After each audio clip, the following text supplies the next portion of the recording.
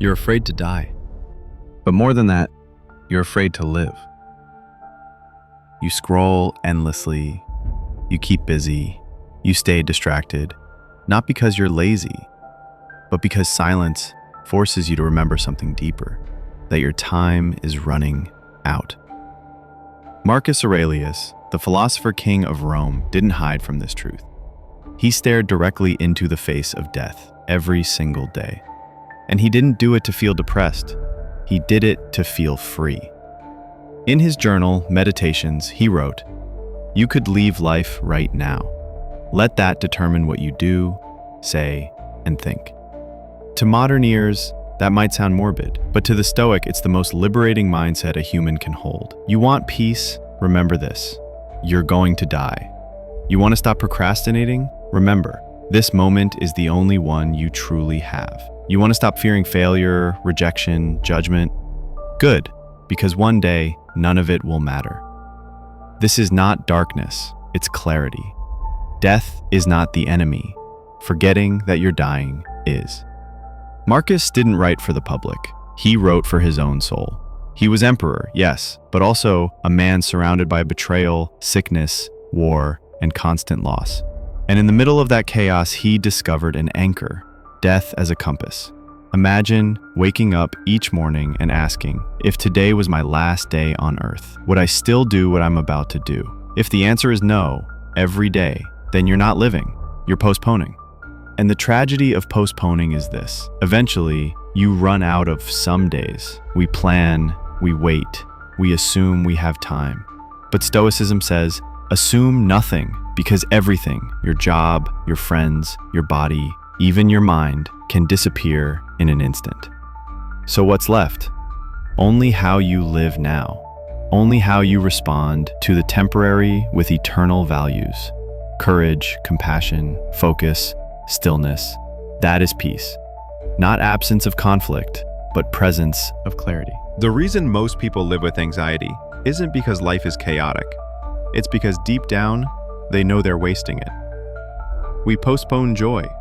We silence dreams. We ignore inner callings because we think tomorrow will be a better time to begin.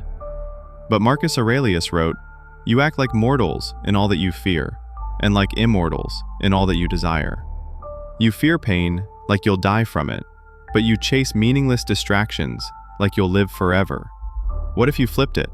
What if, just for today, you remembered that everything could end, and then used that truth to begin?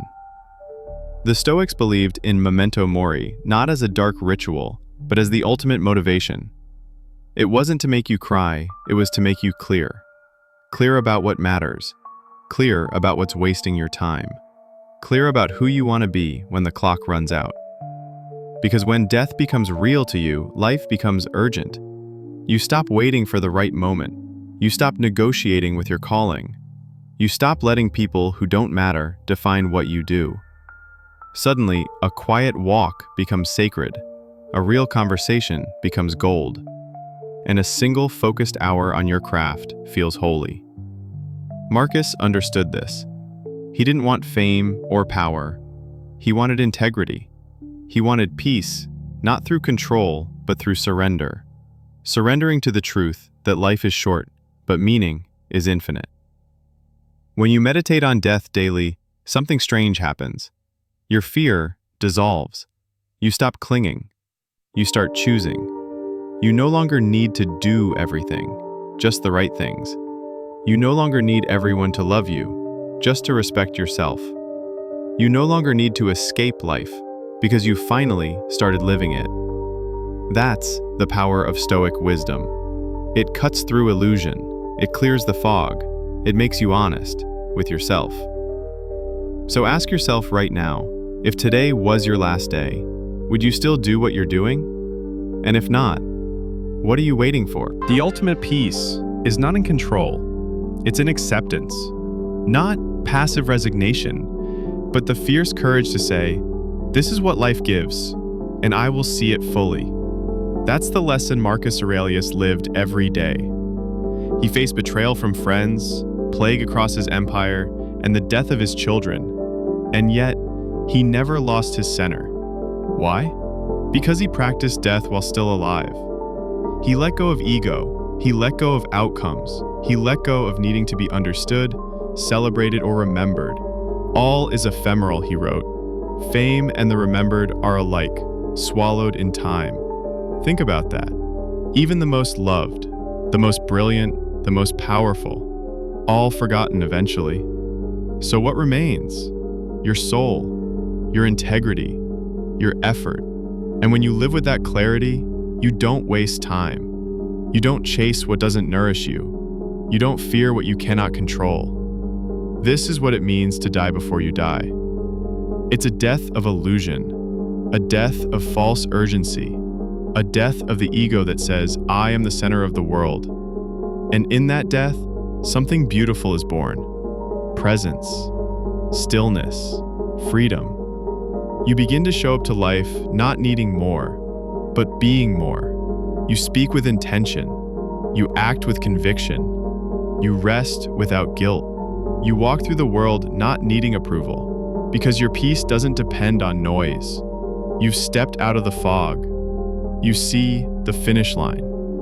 And you decide, consciously, how you want to live before you cross it. This is not a philosophy of despair. It's a philosophy of power, because once you lose the fear of death, nothing can control you. Not failure, not opinion, not even time. And that is unshakable peace. This was episode 3 of Reprogram Your Mind.